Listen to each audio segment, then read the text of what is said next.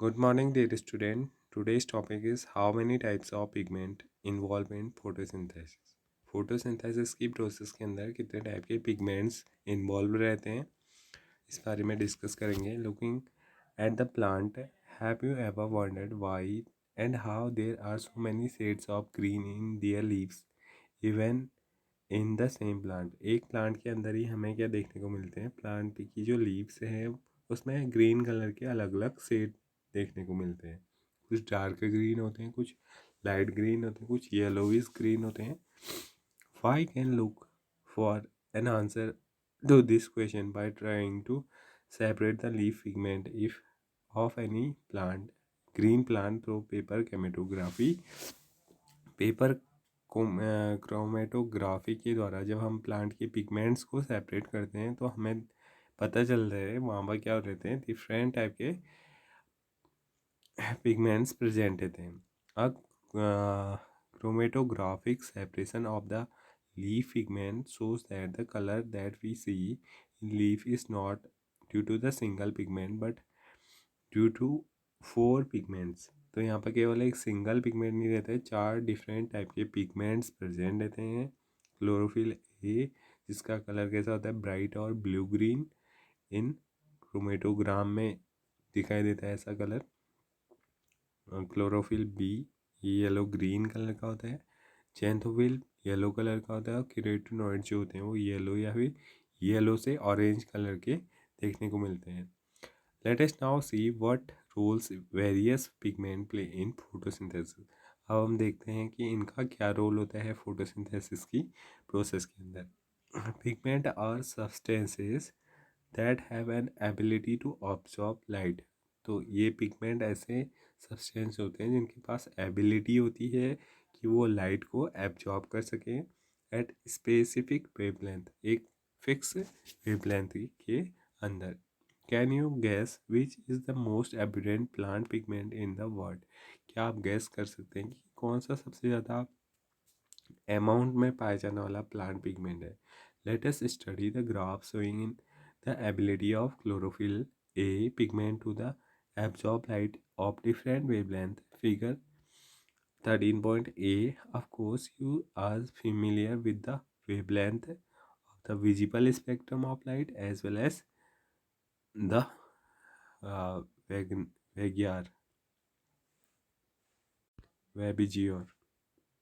तो यहाँ पर आपको ग्राफ की हेल्प से आप समझ सकते हैं यहाँ पर डिफरेंट टाइप के क्या है पिगमेंट्स हैं और वो किस किस वेवलेंथ में क्या हो रहे हैं, एब्जॉर्ब हो रहे हैं. सबसे ज़्यादा हाइस्ट जो है वो क्लोरोफिल बी है. सबसे हाइस्ट वेवलेंथ में वो एब्जॉर्ब होता है, लेकिन धीरे धीरे उसकी वेवलेंथ क्या होती है, डिक्रीज होती जाती है. ऐसे ही केरोटिनॉइड्स और क्लोरोफिल ए भी शुरुआत में क्या होते हैं, काफ़ी हाई फ्रीक्वेंसीज में, हाई वेवलेंथ में क्या होते हैं, एब्जॉर्ब होते हैं.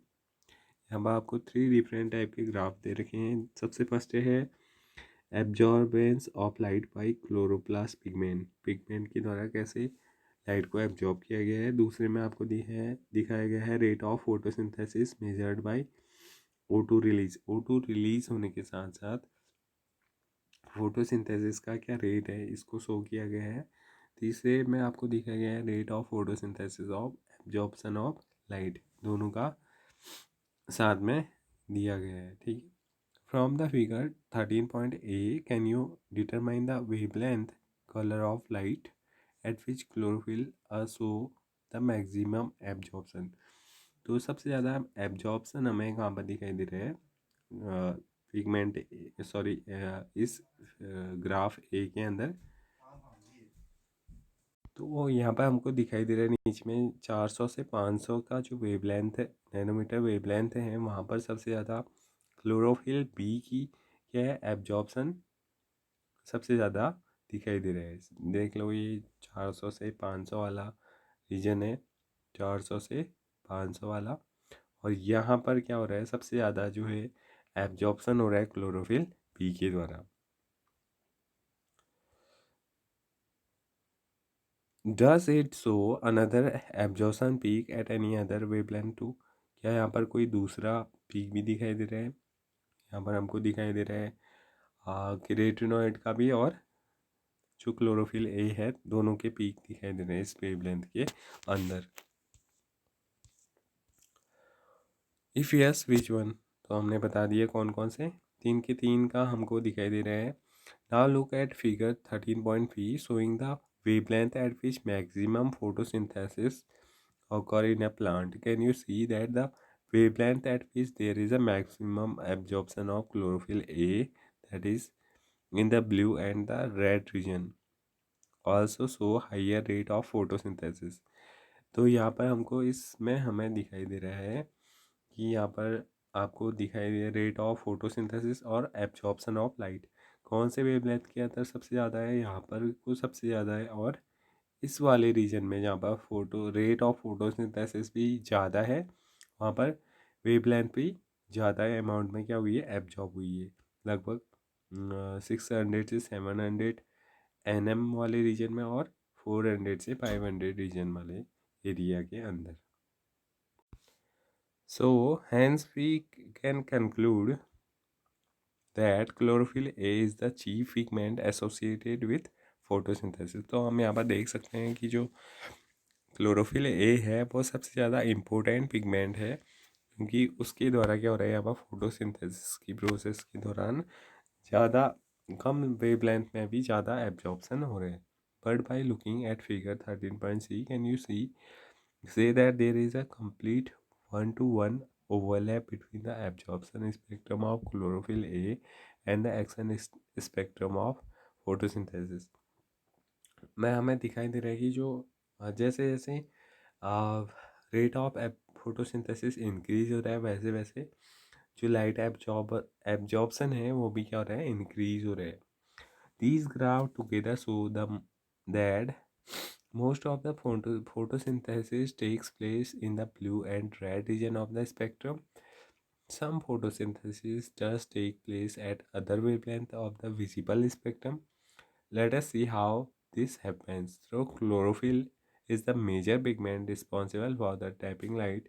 Other thallidoid pigments like chlorophyll B, xanthophylls and carotenoids, which are called accessory pigments। हमने जाना कि जो क्लोरोफिल ए है वो क्या है, वो एक मेजर पिगमेंट है जो रिस्पॉन्सिबल है लाइट एनर्जी को ट्रैप करने के लिए।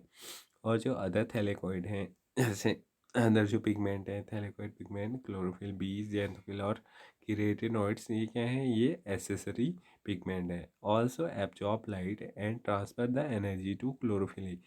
ये 3 के 3 भी एनर्जी को एब्जॉर्ब करते हैं और एनर्जी को एब्जॉर्ब करने के बाद उसे क्लोरोफिल ए के पास ट्रांसफ़र कर देते हैं।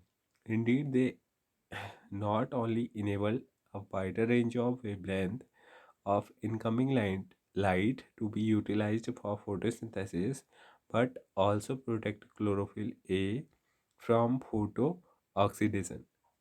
तो जो दूसरे जो बचे हुए थैलेकॉइड पिगमेंट हैं जैसे क्लोरोफिल बी, ज़ैंथोफिल और कीरेटिनॉइड्स, ये क्या करते हैं, ये हाई टेम्परेचर के टाइम पर फोटो ऑक्सीडेशन से क्लोरोफिल ए को बचाते हैं। तो अब हम पढ़ेंगे what is light reaction. Light reaction होती क्या है, कल भी हमने बात की थी इसमें।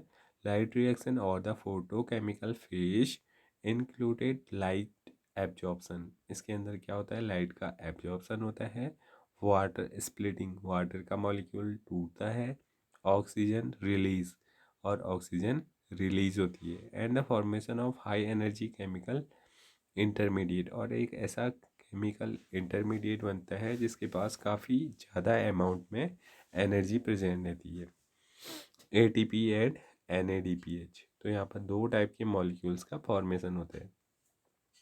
Several proteins complexes are involved in the process. यहाँ पर कई कई कॉम्प्लेक्स ऑफ प्रोटीन्स का यूज होता है। The pigment are organized into two discrete photochemical light harvesting complexes। तो क्या होता है, यहाँ पर जितने भी जो पिगमेंट हैं वो ऐसे अरेंज हो जाते हैं जहाँ पर लाइट क्या होती है, एब्जॉर्ब की जाती है, और ऐसे कॉम्प्लेक्सेस को, ऐसे एरियाज को क्या बोला जाता है, लाइट हार्वेस्टिंग कॉम्प्लेक्स या LHC with in the photo system 1, PS1 and photo system 2। तो यहाँ पर 2 फोटो सिस्टम बन जाते हैं प्लांट की लीफ के अंदर। कुछ जो पिगमेंट्स हैं वो एक साथ कलेक्ट होते हैं और वो क्या करते हैं, वो फोटो सिस्टम 1 को बनाते हैं। कुछ अदर दूसरी जगह पे कलेक्ट होते हैं और उसे फोटोसिंथेसिस 2 बोला जाता है। These are named in the sequence of their discovery. इनको जैसे जैसे डिस्कवर किया था उस हिसाब से इनका क्या होता है, नाम दिया गया है। And not in the sequence in which they function during the light reaction. इसलिए नहीं, ये उनका क्या काम है, उनका जैसे डिस्कवर किया गया वैसे उनको नाम दिया गया।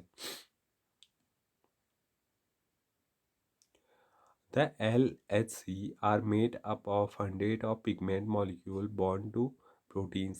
LHC यानी कि लाइट हार्वेस्टिंग कॉम्प्लेक्स जो है वो बना हुआ होता है हंड्रेड्स ऑफ पिगमेंट मॉलिक्यूल का, जो आपस में किस चीज़ से बॉन्ड होते हैं, प्रोटीन मॉलिक्यूल से बॉन्ड रहते हैं। Each photo system has all the pigments except one molecule of chlorophyll A. एक फोटो सिस्टम के अंदर सारे के सारे पिगमेंट प्रेजेंट रहते हैं, केवल कौन सा प्रेजेंट नहीं रहता है, chlorophyll A. Forming a light harvesting system also called antennae. और एक इस चीज़ का फॉर्मेशन करते हैं, एंटीनी का फॉर्मेशन। यहाँ पर आपको देखने को मिल रहा है कि क्या है, बहुत सारे पिगमेंट्स जो हैं वो कलेक्ट हुए हैं और इसको ही हम क्या बोलते हैं, एंटीनी या फिर LHC light harvesting complex. The pigment help to make photosynthesis more efficient by absorbing different wavelength of light। ये पिगमेंट क्या हेल्प करते हैं, पिगमेंट जो होते हैं वो अलग अलग वेवलेंथ की लाइट को क्या करते हैं, एब्जॉर्ब करते हैं, जिसकी वजह से जो रिएक्शन है वो क्या हो जाती है, थोड़ा इजी हो जाती है। The single chlorophyll A molecule forms the reaction centre. अब यहाँ पर जो जितने भी पिगमेंट है यहाँ पर केवल एक क्लोरोफिल ए पाया जाता है और वो किस चीज़ का काम करता है, वो रिएक्शन सेंटर का काम करता है। The reaction centre is different in both the photo system. तो दोनों फोटो सिस्टम के अंदर जो रिएक्शन सेंटर होते हैं वो क्या होते हैं, वो अलग अलग होते हैं। इन PS1 the reaction centre chlorophyll A has an absorption peak of 700 nm। तो जो PS1 होता है फोटो सिस्टम 1, उसके अंदर जो क्लोरोफिल होता है वो लगभग 700 nm वाली लाइट को एब्जॉर्ब करने का काम करता है और इसको इसलिए इसको क्या बोला जाता है, P700। While the PS2 it has absorption maxima eight 680 nm। तो इसलिए इसे क्या बोला जाता है, P680 बोला जाता है या P680 भी इसे बोला जाता है। क्या होता है यहाँ पर, लाइट की जो होती है वेव लेंथ है वो अलग अलग वेव लेंथ पे फोटो सिस्टम 1 और 2 के अंदर क्या करते हैं, उनको जो क्लोरोफिल हैं वो एनर्जी को एब्जॉर्ब करते हैं, जिसकी वजह से उनका नाम क्या पड़ गया, PS1 को का नाम पड़ गया P700 और PS2 का नाम पड़ गया P680। तो इसके बाद हम पढ़ेंगे इलेक्ट्रॉन ट्रांसपोर्ट के बारे में। द फोटोज ये इससे आगे हम नेक्स्ट वीडियो में पढ़ेंगे। थैंक यू, आज के लिए इतना काफ़ी है।